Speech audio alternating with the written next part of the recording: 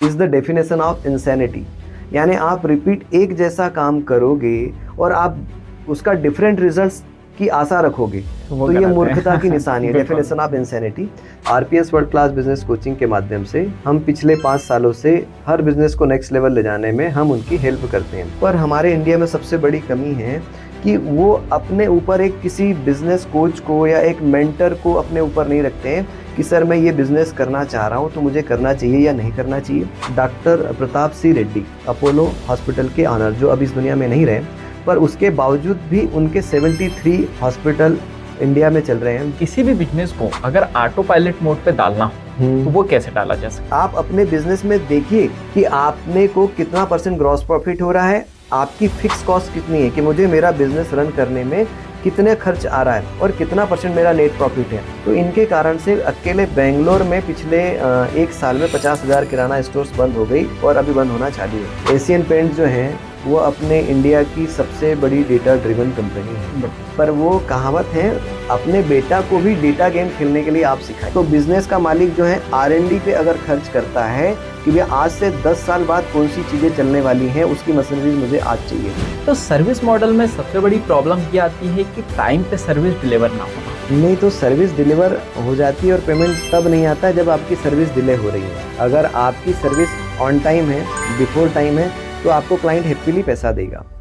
ये सबसे बड़ी प्रॉब्लम तो ये होती है बिजनेस ओनर के साथ में कि उन्हें पता ही नहीं होता है कि हमारी प्रॉब्लम क्या है। नमस्कार दोस्तों, आज के पॉडकास्ट में आपका बहुत बहुत स्वागत है।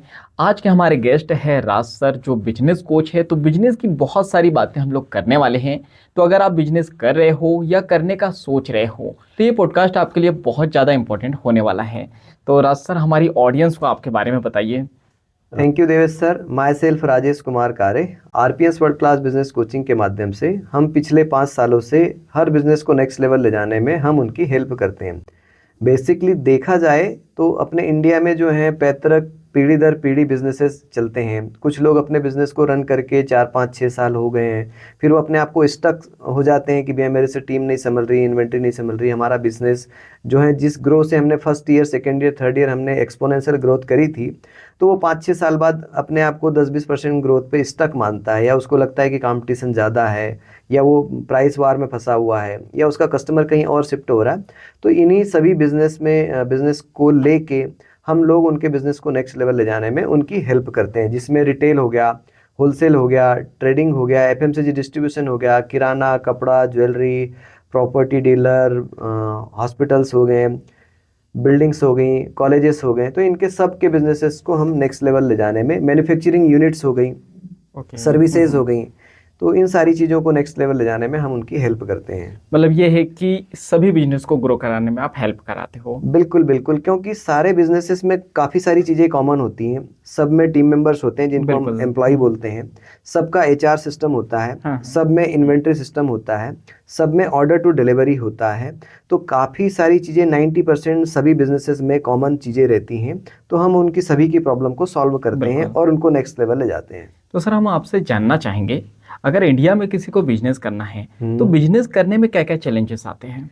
देखो, इंडिया में बिजनेस करने के लिए चैलेंजेस मेन तो क्या होता है कि एक एग्जांपल से समझते हैं अपन कि MBBS का कोर्स होता है। बिल्कुल। तो MBBS 5 साल का कोर्स होता है, 1 CR यानी 1 करोड़ रुपए का खर्च आता है। बिल्कुल। ऐसी अगर हम देखेंगे, एडवोकेट हो गया, सॉफ्टवेयर इंजीनियर हो गया, MBA हो गया, या कोई भी प्रोफेशनल डिग्री अगर वो लेता है तो 3 साल मिनिमम पढ़ाई करता है और 15 लाख 20 लाख रुपए खर्च करता है। MBBS 1 करोड़ में हो रहा है। अदर देन जितनी भी डिग्रीज हैं, जितने भी प्रोफेशंस हैं, तो आपको 15 लाख 20 लाख रुपए उसमें खर्च करना है और मिनिमम 3 ईयर खर्च करना है। तो देना ही है। तो अपन एक एवरेज मान के चलते हैं कि भैया मैंने 15 लाख 20 लाख से लेके 1 करोड़ रुपए तक के खर्च किए। 3 ईयर टू 5 ईयर्स मैंने उस पर्टिकुलर उस सब्जेक्ट में अपने आप को मास्टर करने के लिए या उस प्रोफेशन की डिग्री लेने के लिए मैंने पढ़ाई करी। अब क्या होता है कि इसके बावजूद भी वो एक हायर अथॉरिटी के पास, मान लो कोई डॉक्टर ने उसने डिग्री ले ली, तो वो एक अच्छे हॉस्पिटल में 1 साल की जॉब करेगा, एक्सपीरियंस लेगा। कि भाई मेरा बिहेवियर कैसा होना चाहिए, मैंने पेशेंट्स को कैसे बात करना चाहिए, कैसे देखना चाहिए, कैसे मेरा सिस्टम रहेगा। ऐसे ही एडवोकेट ले लो, CA ले लो, और अदर देन दूसरे प्रोफेशन ले लो, तो वो भी अपने एक्सपीरियंस के लिए दूसरे के पास में 1 साल या बिल्कुल 6 महीने कम से कम जॉब करते हैं, एक्सपीरियंस लेते हैं, फिर अपने बिजनेस में आगे बढ़ते हैं। हाँ बट आपने जो क्वेश्चन पूछा कि भैया इंडिया में क्या क्या बिजनेस में चैलेंजेस आते हैं, तो यहाँ पर हमारे इंडिया में सबसे बड़ी कमी है कि वो अपने ऊपर एक किसी बिजनेस कोच को या एक मेंटर को अपने ऊपर नहीं रखते हैं कि सर मैं ये बिजनेस करना चाह रहा हूँ तो मुझे करना चाहिए या नहीं करना चाहिए। अब उसने लिया, उसने 5 लाख 10 लाख 20 लाख या तो लोन लिया, या उसके फादर ने उसको पैसा दिया, या उसकी फैमिली ने उसको बोला कि भाई ठीक है यार ये वाला बिजनेस हाँ ठीक रहेगा तू कर ले। अब वो करता है और सक्सेस भी होता है, first year, second year, third year, fourth year, fifth year. उसके बाद में क्या होता है कि कहानी स्टक हो जाती है। जब तक के बंदा या बिजनेसमैन खुद कर रहा है तो उसकी एक्सपोनेंशियल ग्रोथ हो रही, बिल्कुल 1x 2x 3x every year. तो फर्स्ट ईयर में मान लो 1 का 3 हो गया, सेकेंड ईयर में 1 का 2 हो गया, थर्ड ईयर में 50% ग्रोथ हो गई, फोर्थ ईयर में 25% ग्रोथ हो गई, और फिफ्थ सिक्स सेवन्थ ईयर में जब उसके पास 5-10 लोगों की टीम आ गई, अब वो अकेला हैंडल नहीं कर पा रहा, तो उस समय वो 10-20% ग्रोथ पे आकर रुक जाता है। तो उस समय उसको एक मेंटर की या एक बिजनेस कोच की या अपनी लर्निंग एंड डेवलपमेंट पे खर्च करने की, या अपनी कंपनी में latest technology, system, processes, tools, software, सारी चीज़ें लगाने की ज़रूरत होती हैं। तो वहाँ पर हम लोगों की रिक्वायरमेंट उनको पड़ती है। बिल्कुल। तो ये सारे चैलेंजेस आते हैं कि अपनी लर्निंग एंड डेवलपमेंट पे लोग इन्वेस्ट नहीं करते हैं, और वो एक लिमिटेड एरिया में, अपन बोलते हैं ना कि यार तू तो कुएं का मेंढक है, बिल्कुल तू जानता ही नहीं है इस कुएं के बाहर क्या हो रहा है। हाँ तो जस्ट लाइक दैट सेम वो अपने आप को एक क्राइटेरिया में बांध लेता है कि भैया मैं सवेरे आता हूँ, शटर खोलता हूँ, गल्ले पे बैठता हूँ, माल मंगाता हूँ, ग्राहक से बात करता हूँ, लड़कों से काम कराता हूँ, और मेरी ऐसी ही ज़िंदगी है। तो एक बहुत ही अच्छा कोट एक मोटिवेशनल स्पीकर का, अल्बर्ट आइंस्टीन का, doing the same thing again and again is the definition of insanity. यानी आप रिपीट एक जैसा काम करोगे और आप उसका डिफरेंट रिजल्ट्स की आशा रखोगे, वो तो ये गलत है। मूर्खता की निशानी है, बिल्कुल। Definition of insanity. तो अपन वो अल्बर्ट आइंस्टीन ने ये चीज़ कह के गए हुए। तो आप अपने बिजनेस में करंट में जो टेक्नोलॉजीज आ रही हैं, अपना सिस्टम्स आ रहे हैं, बहुत अच्छे अच्छे टूल्स आ रहे हैं, या अपने ऊपर एक मेंटर हायर करके उसकी पर्सनल ट्रेनिंग लेके, पर्सनल कोचिंग के माध्यम से अपने बिजनेसेस को जो चैलेंजेस आ रहे हैं उनसे बाहर निकल सकते हैं, और बिजनेस को 1x 2x 3x 4x 10x अपना बिजनेस कर बिल्कुल। सकते हैं। तो बड़ा अच्छा बताया आपने कि मतलब अगर बिजनेस को ग्रो करना है तो जैसा आपने कहा कि एक मेंटरशिप होना बहुत ज़रूरी है। बिल्कुल। क्योंकि मुझे भी ऐसा लगता है, जैसे सचिन तेंदुलकर जी जो है, हाँ। ऐसा कहा जाता है कि क्रिकेट के भगवान हैं, लेकिन उनके भी कोच हैं। बिल्कुल। क्योंकि उनको भी पता है कि मुझे कोच की ज़रूरत है ही है। तो आप ये कहना चाह रहे हो कि इंडिया में बिजनेस इसलिए ग्रो नहीं कर पा रहे क्योंकि एक मेंटरशिप नहीं है। बिल्कुल सही कह दूसरा रहे आप कह रहे हो कि सिस्टम नहीं है। हम्म। तो अगर किसी को अपने बिजनेस में अगर एक मेंटरशिप चाहिए हो तो वो मतलब इंडिया में, पहली बात तो जैसे मैं बात करूं, आप एक डॉक्टर की बात करें हाँ। तो डॉक्टर आपको एक शहर में बहुत सारे मिल जाएंगे, बहुत सारे हॉस्पिटल्स मिल जाएंगे। लेकिन मैं बात करूं, ऐसा मेंटर मिलना बड़ा मुश्किल होता है जो बिजनेस को ट्रैक करे या बिजनेस को ग्रोथ करवाए। या सिस्टम की बात करें तो सिस्टम जनरेट कैसे करते हैं, क्या करते हैं। जैसा आपने कहा कि पहले बिजनेस चले आ रहे हैं, जो हमारे फैमिली के चले आ रहे हैं, दादाजी करते थे, पापा जी करते थे, तो वही एक चला आ रहा है। तो कोई सिस्टम पहले से बिल्ड है नहीं, तो उसको कैसे मतलब सिस्टम बिल्ड करे, या किसी कोच से कोचिंग लेना हो तो कैसे कर सकते हैं? देखिए इसमें आपको सर्च करना रहता है। मैं ये कहूँगा कि जैसे अपन ने मेडिकल फील्ड का आपने अभी जिक्र किया, तो अपोलो हॉस्पिटल जो है, डॉक्टर प्रताप सी रेड्डी अपोलो हॉस्पिटल के ऑनर, जो अब इस दुनिया में नहीं रहे, पर उसके बावजूद भी उनके 73 हॉस्पिटल इंडिया में चल रहे हैं, 2000 मेडिकल स्टोर्स चल रहे हैं, उनके फार्मास्यूटिकल से चल रहे हैं, पैथोलॉजी लैब चल रही है। तो एक हार्ट स्पेशलिस्ट के डॉक्टर की 73 ब्रांचेस ऑल ओवर इंडिया में चल रही हैं, तो बाकी सारी भी ब्रांचेस सब बिजनेसेस की चल सकती है। अब आपने कहा कि भाई हम कैसे सर्च करें, तो उसके लिए आजकल गूगल पर, यूट्यूब पर, या आप अपने अराउंड में देखिए, या आप लोगों के जो अच्छे बिजनेस कोचेस हैं उनके टेस्टिमोनियल देखिए, उनके रिव्यूज़ देखिए कि भैया इन्होंने किन किन इंडस्ट्री में अपना रिजल्ट्स क्रिएट किए हुए हैं। तो इस प्रकार से आप अपने बिजनेस को नेक्स्ट लेवल ले जा सकते हैं। अब जो बात आती है कि हम टूल्स कैसे लगाएं या सिस्टम हमारी कंपनी में कैसे लगाएं, तो उसके लिए क्या होता है कि आपको एक लंबे समय की मेंटरशिप आपको लेना चाहिए, कि जब तक कि आप अपने बिजनेस से फ्री नहीं होंगे, सही प्रकार से टास्क डेलीगेट करके अपना काम दूसरों से करवा के आप जब तक के फ्री नहीं हो सकते तब तक के ये सारी चीज़ें आप इम्प्लीमेंट भी नहीं कर पाते हैं। अब डॉक्टर वेलुमणि जो थायरोकेयर के फाउंडर थे, अभी उन्होंने 5,000 करोड़ में अपनी कंपनी को सेल करके वो वहाँ से अभी रिटायरमेंट वाला लाइफ बहुत बढ़िया से एंजॉय कर रहे हैं।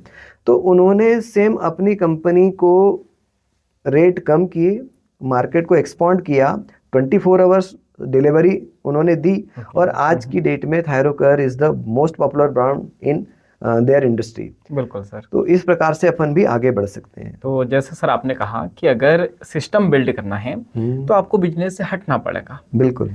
तो किसी भी बिजनेस को अगर ऑटो पायलट मोड पे डालना हो तो वो कैसे डाला जा सकता है? देखो, ऑटो पायलट मोड पर आप तभी डाल सकते हो कि आप अपने बिजनेस में जो टाइम इन्वेस्टमेंट कर रहे हो तो आप अपने जो वर्किंग टाइम है, जैसे अपन अभी देख रहे हैं क्विक कॉमर्स वाली कंपनियां हैं, ब्लिंकिट, जेप्टो, स्विगी, इंस्टामार्ट, तो वो बिफोर यानी 50% फास्टर देन मार्केट डिलीवरी दे रही है। सर। तो आप क्या करिए कि मेरी एडवाइस है जितने भी बिजनेस ओनर्स इस पॉडकास्ट को देख रहे हैं कि आप अपने बिजनेस में अगर 10 बजे जा रहे हैं तो आप 8 बजे जाना चालू कर दीजिए। आप अगर 11 बजे अपने ऑफिस पहुंचते हैं, आप 9 बजे पहुंचना चालू कर दीजिए। मैं कहता हूं आप बिफोर 2 आवर्स अपने ऑफिस ओपनिंग के टाइम के पहले पहुंचिए। अब इस 2 घंटे में आप अपने बिजनेस में डीप डाइव करने के लिए, पूरे टास्क डेलीगेट करने के लिए, आज के काम पूरे फॉलोअप करने के लिए, कौन कौन सी चीज़ों पे आपको काम करना, उस डीप डाइव करने के लिए आपके पास 2 घंटे एक्स्ट्रा मिल रहे हैं।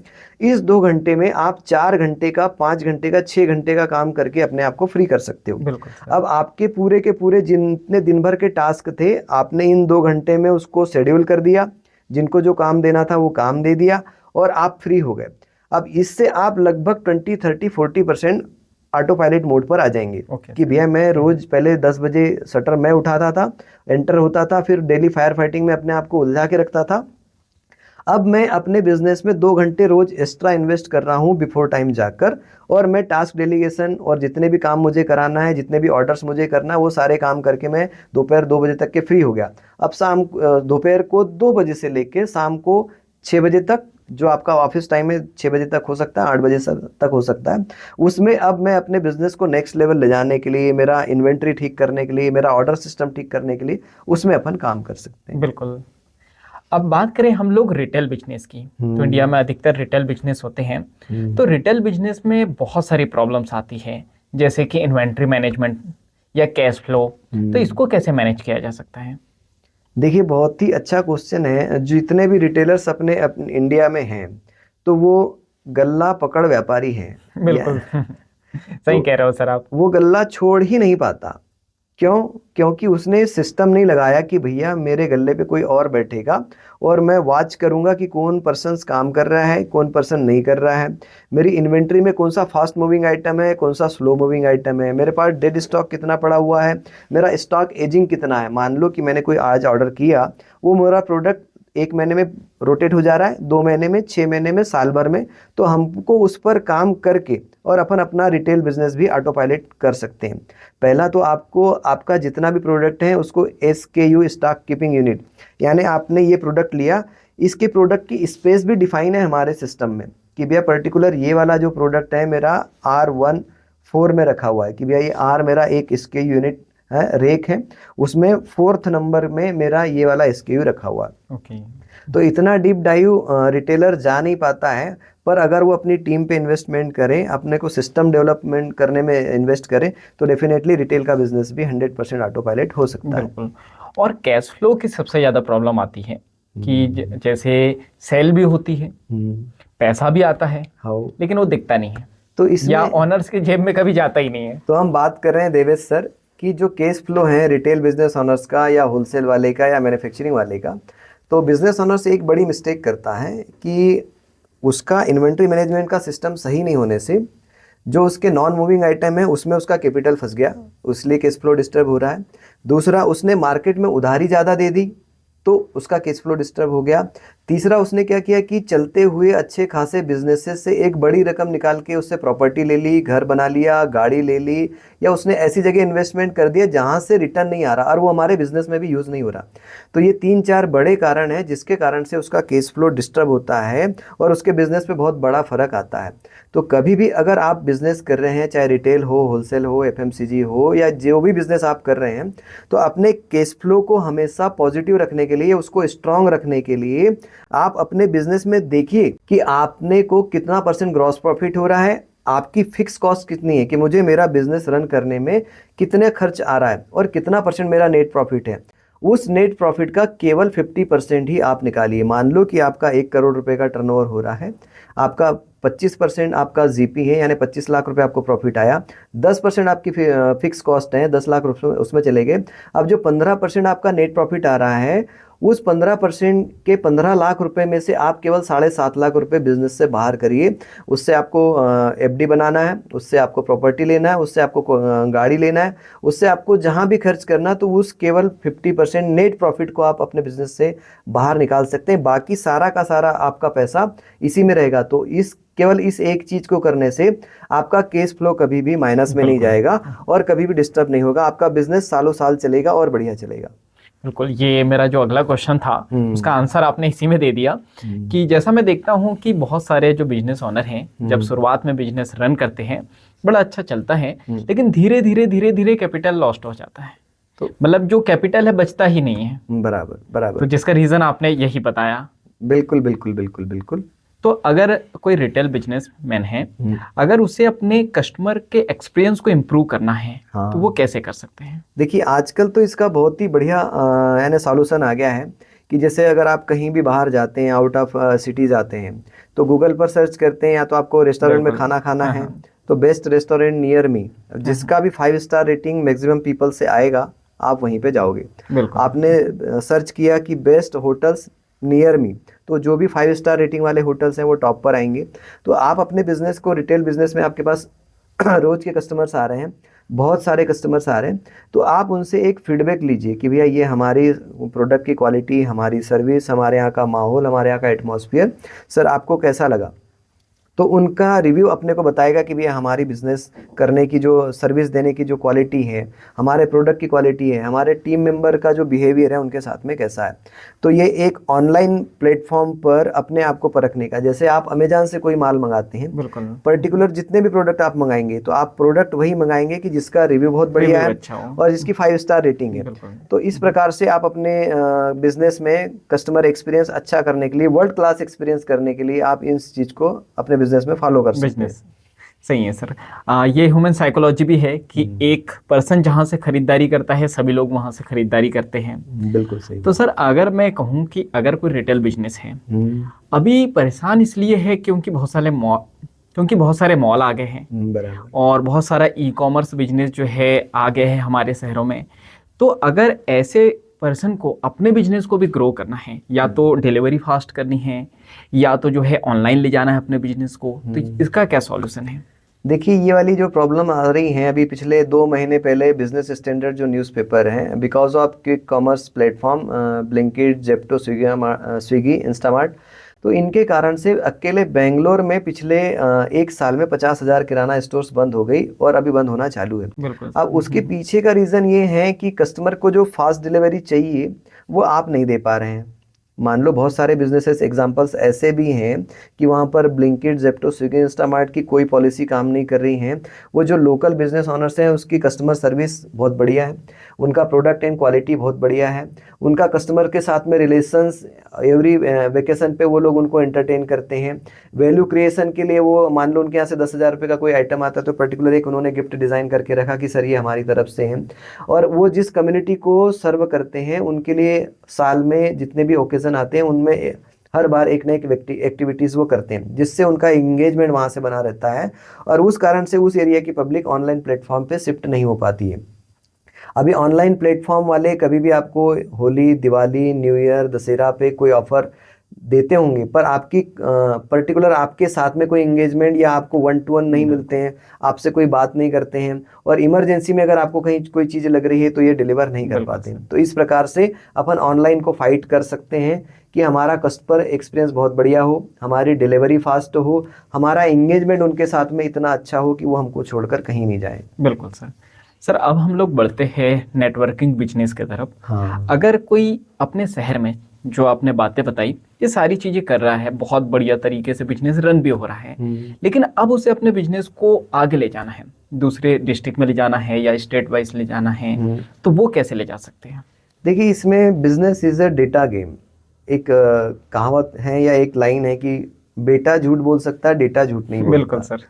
तो अगर वो बिजनेसमैन अपने बिजनेस के डेटा पे काम करने लग जाए कि भैया मुझे डेटा ड्रिवन कंपनी बनना है, तो उसमें डेटा में वो सब बताएगा कि पर्टिकुलर, मान लो हम बैतूल डिस्ट्रिक्ट या भोपाल डिस्ट्रिक्ट या इंदौर में काम कर रहे हैं या एमपी में काम कर रहे हैं। अपन एमपी का एग्जांपल लेते हैं कि एमपी में पर्टिकुलर एक डिस्ट्रीब्यूशन कंपनी या रिटेल वाली कंपनी अगर अपने बिजनेस को ट्रैक करे, अपन अभी B2B की तरफ चलते हैं, B2C में भी लागू होगा, तो वो ट्रैक करेगी कि पिन कोड वाइज मेरा मटेरियल किस किस एरिया में जा रहा है, उसके लिए डेटा उसको चाहिए, उसके लिए उसको सॉफ्टवेयर चाहिए, बिल्कुल, तब वो ट्रैक कर पाएगा। हाँ। और जब वो ट्रैक कर पाएगा कि भैया पर्टिकुलर मेरे इतने पिन कोड मेरे एमपी में है, इस पिन कोड में मुझे 20% पिन कोड पे ही मेरा 80% माल जा रहा है, बाकी के 80% पिन कोड पे मेरा 10-20% का ही माल जा रहा है। तो जब वो डेटा से बात करेगा तो वहाँ डेटा पे देखेगा, उस बिजनेस ऑनर से बात करेगा, अपने सेल्समैन के थ्रू ट्रैक करेगा कि यार ये हमारे केवल 20% ही प्रोडक्ट ले रहा है, अगर ये 20% प्रोडक्ट की जगह 80% प्रोडक्ट अगर मेरा लेने लग जाए तो मेरा टर्नओवर 10x हो जाए, 4x हो जाएगा। ओके, 20 × 4 4x हो जाएगा। और अगर उसका टर्नओवर अगर 4x हो गया तो उसका प्रॉफिट जो है वो 6x हो जाएगा। बिल्कुल। तो डेटा ड्रिवन कंपनी बनना बहुत जरूरी है नेटवर्क के लिए, या अपनी ब्रांचेस ओपन करने के लिए, या 1 यूनिट की 4 यूनिट करने के लिए, या 1 शोरूम के 4 शोरूम करने के लिए। तो जितने भी बड़े प्लेटफॉर्म देखेंगे ये पूरे के पूरे डेटा पर काम करते हैं। एक छोटा सा एग्जाम्पल लेते हैं, एशियन पेंट्स जो है वो अपने इंडिया की सबसे बड़ी डेटा ड्रिवन कंपनी है। बिल्कुल। आज से काफ़ी साल पहले एशियन पेंट्स ने केवल, पहले सभी कंपनियां जो हैं आधा लीटर, 1 लीटर, 4 लीटर के ही पेंट के डब्बे बनाती थी। एशियन पेंट एकमात्र ऐसी कंपनी है, उन्होंने डेटा निकाला कि यार दिवाली के समय में या बैलों का जो पर्व आता है, त्यौहार आता है, हाँ, पोला, तो उस समय में एक किसान को एक बैल के 4 सींग भर रंग से पुताई करना, रंग से कलर करना है। तो उन्होंने 50 ml की डिब्बी स्पेशली निकाली ही इसलिए कि भैया एक किसान आधा लीटर का डिब्बा लेके 50 ml तो उसको लग रहा है, तो आधा लीटर का डब्बा लेके करेगा क्या। बिल्कुल सर। तो डेटा ड्रिवन बिजनेस का उनको आज इतना बड़ा बेनिफिट है कि एवो 60-70% मार्केट आज एशियन पेंट्स का है, और बाकी 20-30% में दूसरी कंपनियां काम कर रही हैं। तो इस प्रकार से आप भी अगर अपने बिजनेस को नेक्स्ट लेवल ले जाना चाहते हैं तो डेटा ड्रिवन डिसीजन लीजिए, अपने बिजनेस के डेटा पर काम करिए और अपनी कंपनी को नेक्स्ट लेवल पे ले जाइए। मतलब इसका सर सॉल्यूशन यही है कि बेटे से ज्यादा डेटा पे ध्यान दिया जाए। हाँ। और अभी प्रॉब्लम यही है कि बिजनेस ओनर क्या कहते हैं, बेटे पे ध्यान देते हैं। नहीं, वो तो अच्छी बात है, पीढ़ी दर पीढ़ी लोगों को अपनी कुर्सी अपने नीचे वाले वारिस को देते हैं, पर वो कहावत है, अपने बेटा को भी डेटा गेम खेलने के लिए आप सिखाइए। बिल्कुल। उसको भी एक कोचिंग कराइए, अपने बिजनेस को नेक्स्ट लेवल ले जाने के लिए आप टाइम, पैसा, सारी चीज़ें इन्वेस्टमेंट करिए, तो आपका बेटा जब डेटा गेम बनाएगा तो वो फिर 10x गेम बन जाएगी। बिल्कुल सर। तो इस प्रकार से हम आगे बढ़ सकते हैं। सर बात करें अब हम लोग मैन्युफैक्चरिंग बिजनेस की, हाँ। तो इसमें सबसे बड़ी प्रॉब्लम आती है मशीनरी की और मैन पावर की। बराबर। तो इसके क्या सॉल्यूशन है? देखिए, मशीनरीज तो अवेलेबल हैं, जितने भी, अगर मान लो आप पर्टिकुलर कोई एक प्रोडक्ट मैन्युफैक्चर कर रहे हैं, मान लो FMCG का हो गया, या कपड़ा हो गया, या आप डोर्स बना रहे हैं, या कोई भी एक इंडस्ट्री ले लीजिए जिसका आप मैन्युफैक्चरिंग कर रहे हैं या करना चाहते हैं, तो अपने इंडिया में नेशनल और इंटरनेशनल लेवल के एग्जीबिशंस होते हैं जहाँ पे वर्ल्ड क्लास मशीनरीज आपको देखने को मिलती हैं, आई विटनेस। और वहाँ पर कंपनियाँ ऑफर भी करती कि भाई हमारी पर्टिकुलर ये वाली जो मैन्युफैक्चरिंग की जो मशीन है वो इस कॉस्ट में आ जाएगी, ये वाली जो है इस कॉस्ट में आ जाएगी, आपको किस प्रोडक्शन कैपेसिटी की मशीन चाहिए। तो हम मशीनरीज का इंक्वायरी एग्जीबिशन से कर सकते हैं। बहुत सारे लोग जो केपेबल हैं वो दूसरी कंट्रीज़ में, चाइना हो गया, अमेरिका हो गया, जापान हो गया, जर्मनी हो गया, तो यहाँ पर भी विजिट कर सकते हैं कि भाई पर्टिकुलर मुझे इस इंडस्ट्री में मैन्युफैक्चरिंग यूनिट डालना है और मुझे सबसे लेटेस्ट टेक्नोलॉजी वाले डालना है और मैं इन्वेस्टमेंट करने के लिए तैयार हूँ। तो फॉरेन भी वो विजिट कर सकते हैं कि भैया इस पर्टिकुलर प्रोडक्ट के लिए मैं अपना फॉरेन में इन जो बड़ी बड़ी जहाँ पे मैन्युफैक्चरिंग होती है मशीनरीज़ के, वहाँ पर विजिट कर सकते हैं। अब हम बात करते हैं कि मैन्युफैक्चरिंग यूनिट में मेन पावर का बहुत शॉर्टेज है, या सर। इससे आगे और नेक्स्ट लेवल क्वेश्चन करेंगे कि स्किल्ड मेन पावर का बहुत शॉर्टेज है। तो ये देखिए, ये तो जो प्रोसेस है ना, ये ग्लोबल प्रॉब्लम है, ये अपनी नहीं पूरे वर्ल्ड की प्रॉब्लम है, इंडिया की हर एरिया की प्रॉब्लम है कि भैया स्किल्ड मैन पावर की कमी है, उसको कैसे तैयार किया जाए। तो अब इसमें वापस से एक आपके ऊपर बिजनेस कोच चाहिए, मेंटर चाहिए और आप फ्री होना चाहिए। अगर मान लो बिजनेस का ऑनर यानी बिजनेस का मालिक अगर फ्री है तो वो क्या करेगा कि जैसे अपन वापस से थायरोकेयर के एग्जाम्पल पर आते हैं, डॉक्टर वेलुमनी की जो थायरोकेयर थी, उनके 90% टीम मेंबर्स थे फ्रेशर्स। ओके। यानी आप अगर उनके YouTube पर वीडियो भी देखोगे तो 95% जो उनके टीम मेंबर्स थे, उनकी कंपनी 95% फ्रेशर्स को लेती थी, केवल 5% जो है वो एक्सपीरियंस्ड को या ओल्ड एजेस लोगों को या जिन्होंने पहले कहीं जॉब करी उनको लेते थे। बाकी 95% फ्रेशर्स को उन्होंने लिया और अपनी कंपनी को जीरो से लेके 5,000 करोड़ की कंपनी बनाया। तो जब डॉक्टर वेलुमनी जी ऐसा कर सकते हैं तो आप भी कर सकते हैं। अब उसके पीछे बिजनेस के मालिक का इंटेंशन चाहिए, उसका ट्रेनिंग मॉड्यूल चाहिए, उसमें वीडियो ट्रेनिंग हो गया, आपका राइटिंग वाला मॉड्यूल हो गया और आपका 1-to-1 ट्रेनिंग मॉड्यूल हो गया।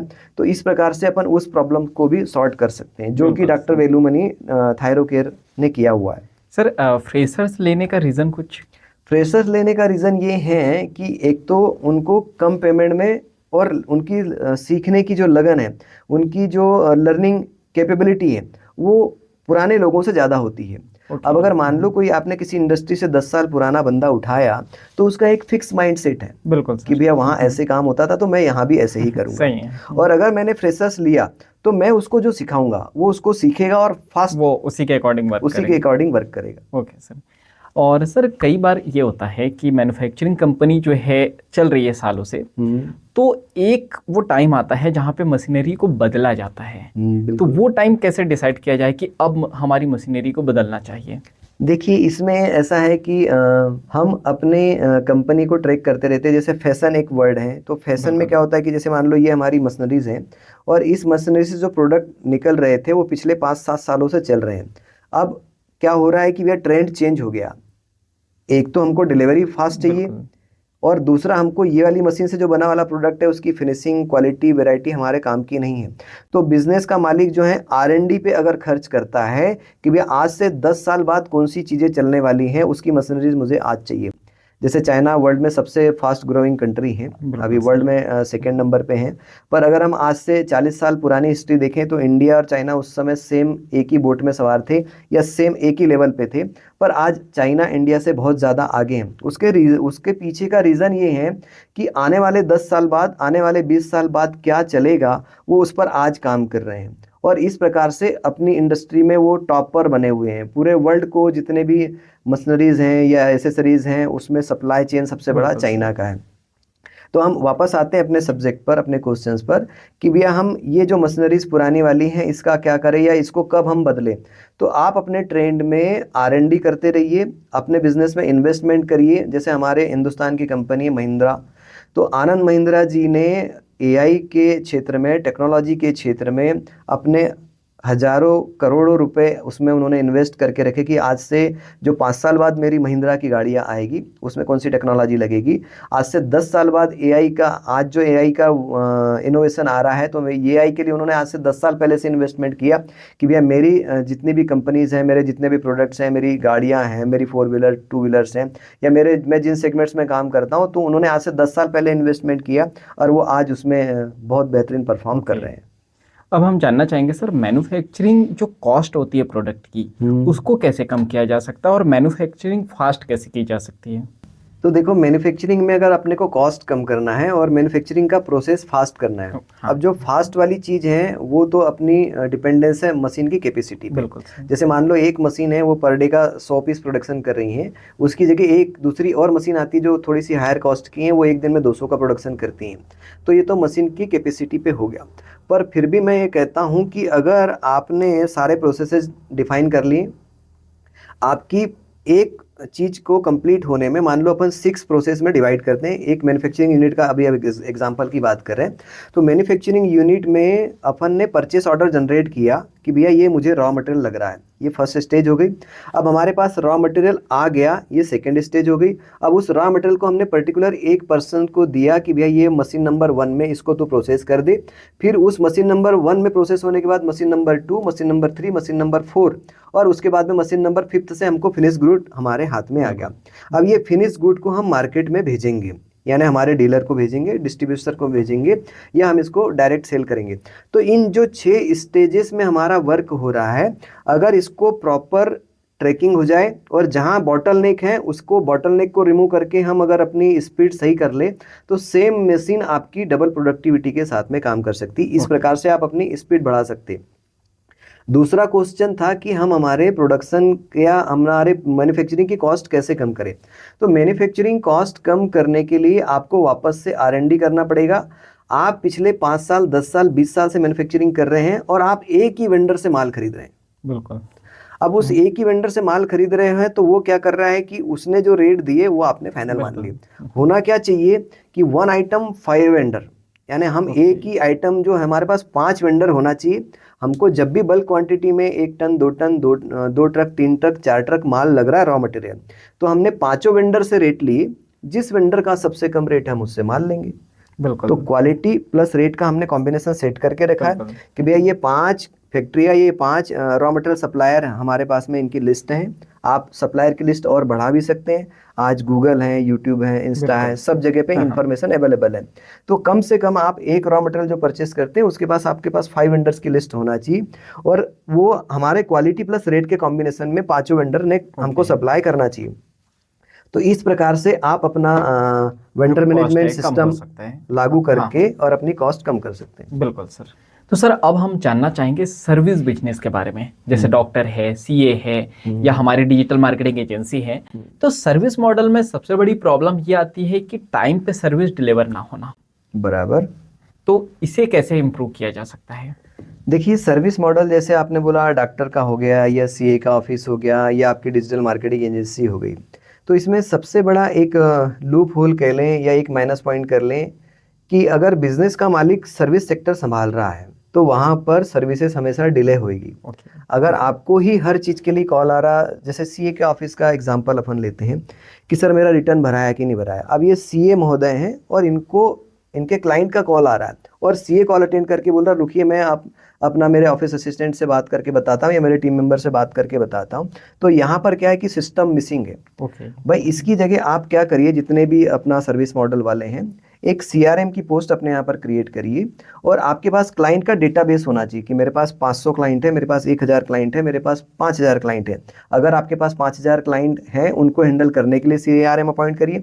अगर आपके पास केवल 100 क्लाइंट है तो उनके हिसाब से आप CRM अपॉइंट करिए। अगर आपके पास 500 क्लाइंट है तो उसके हिसाब से अपना CRM फैसिलिटी अवेलेबल कराइए। दूसरा, वापस से अपन आते हैं कि भाई हमारे पास में पूरा डेटा है कि हमारा GSTR रिटर्न 10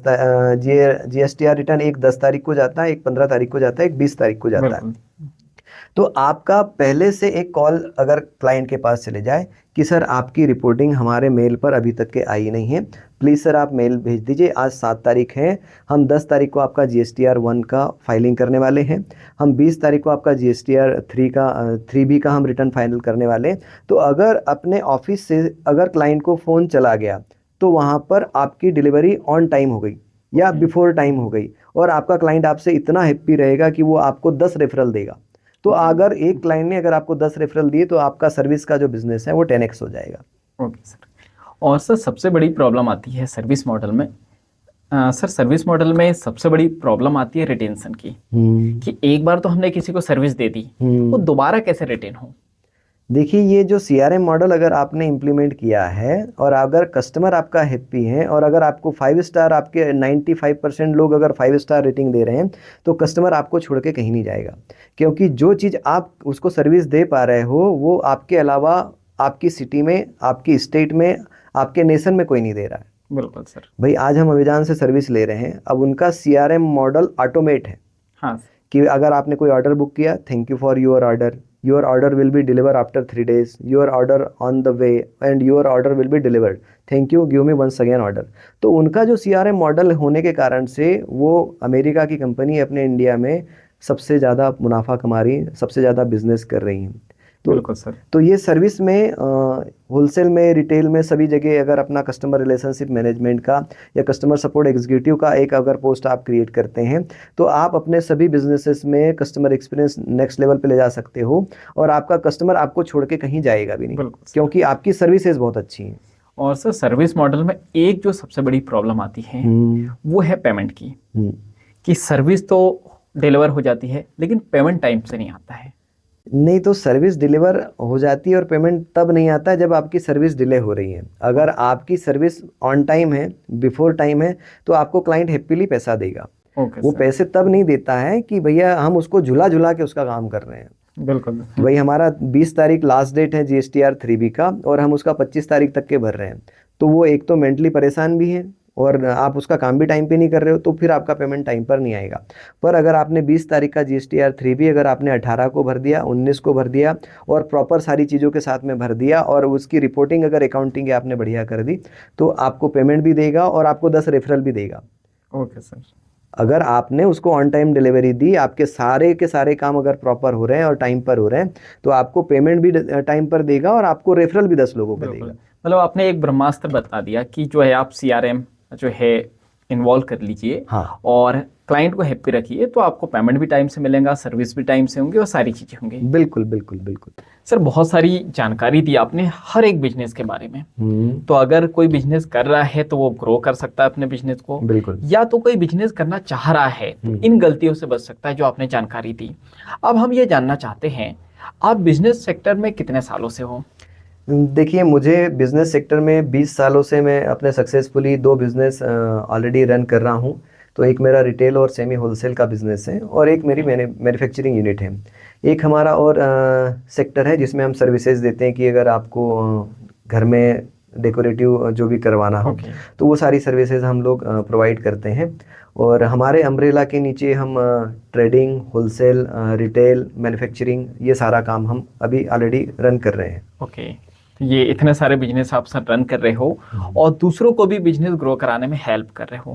तो जो बिजनेसमैन हैं, अगर उन्हें आपकी हेल्प चाहिए तो आप अभी बिजनेस को ग्रो कराने में क्या हेल्प कर रहे हो?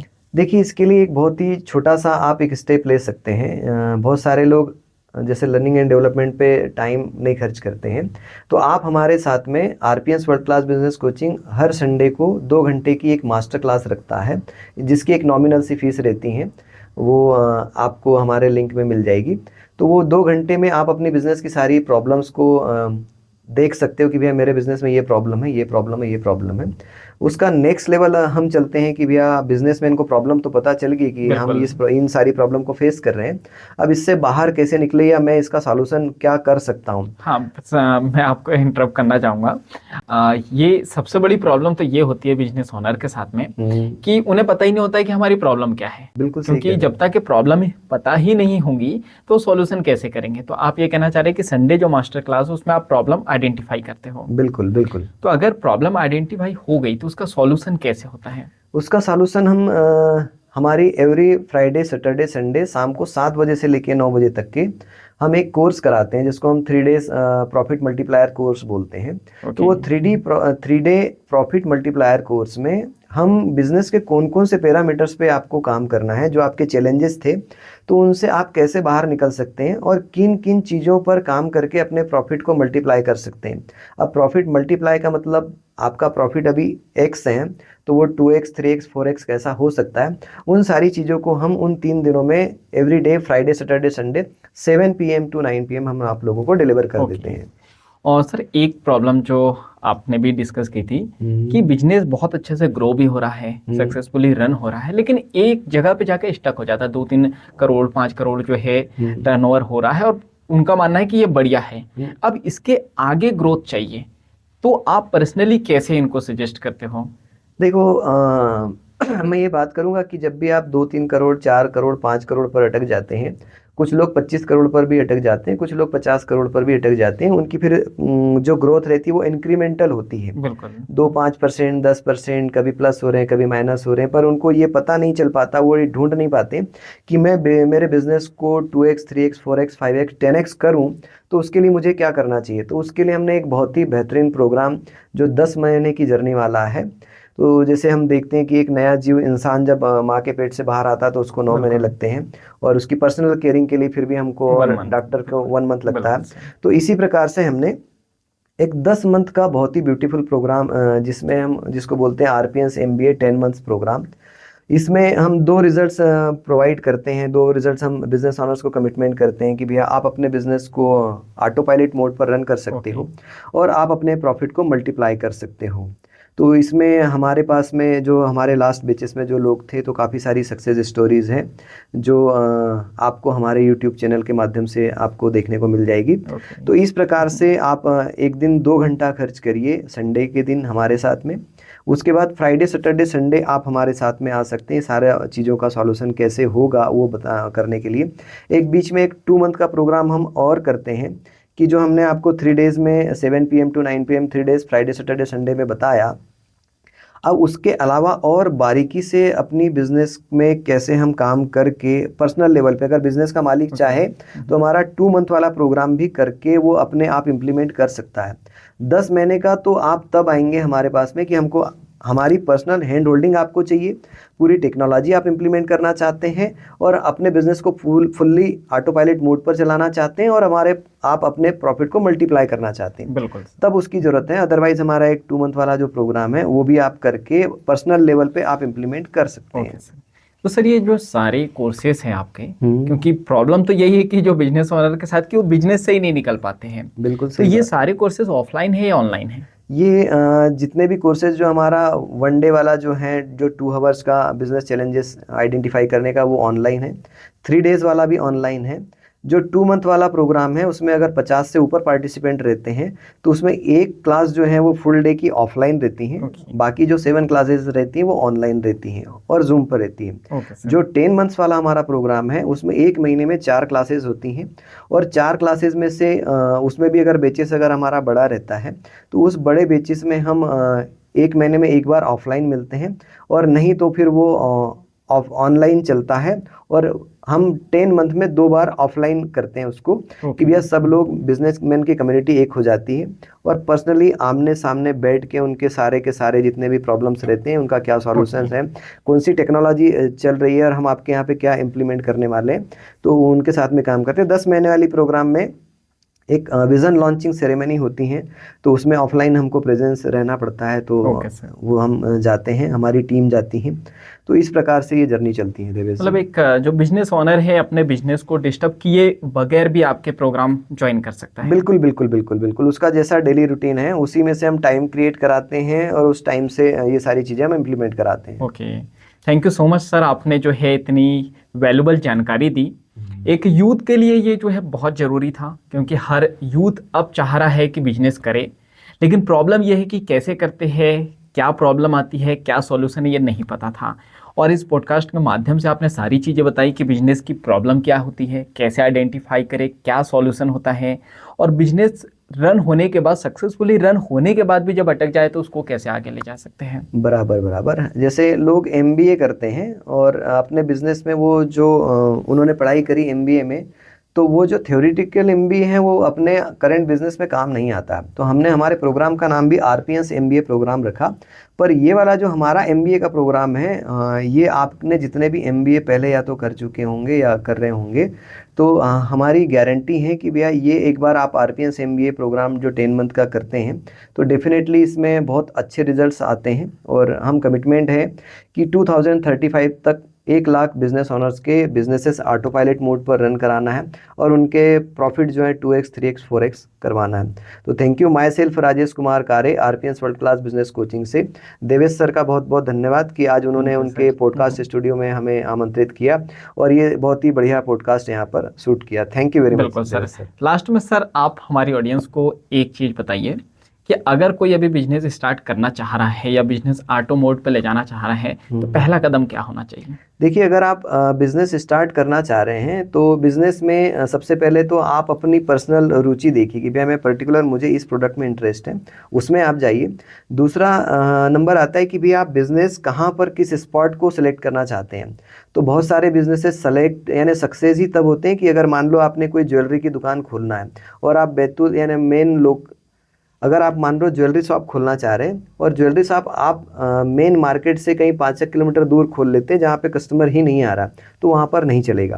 तो पहला हो गया कि अपना प्रोडक्ट इंटरेस्ट, दूसरा हो गया प्रोडक्ट का कि भैया हमको कौन सा स्पॉट सेलेक्ट करना है, उसके लिए अपन काम करेंगे। तीसरा हो गया कि फर्स्ट डे से हम टेक्नोलॉजी के थ्रू हमारा बिजनेस रन करेंगे। हमारा बिजनेस हम हमारे बिना चला सके ऐसा बिजनेस हम रन करेंगे कि डेटा ड्रिवन हम बिजनेस करेंगे। तो डेफिनेटली इस प्रकार से आप अपने करेंट बिजनेस को भी, या अगर आप नया बिजनेस भी अगर अपना करना चाह रहे हैं तो इस प्रकार से अपने बिजनेस को नेक्स्ट लेवल पे ले जा सकते हैं। Thank you so much sir, इतना वैल्यूबल टाइम देने के लिए। आपका भी बहुत बहुत धन्यवाद Devesh sir, thank you very much.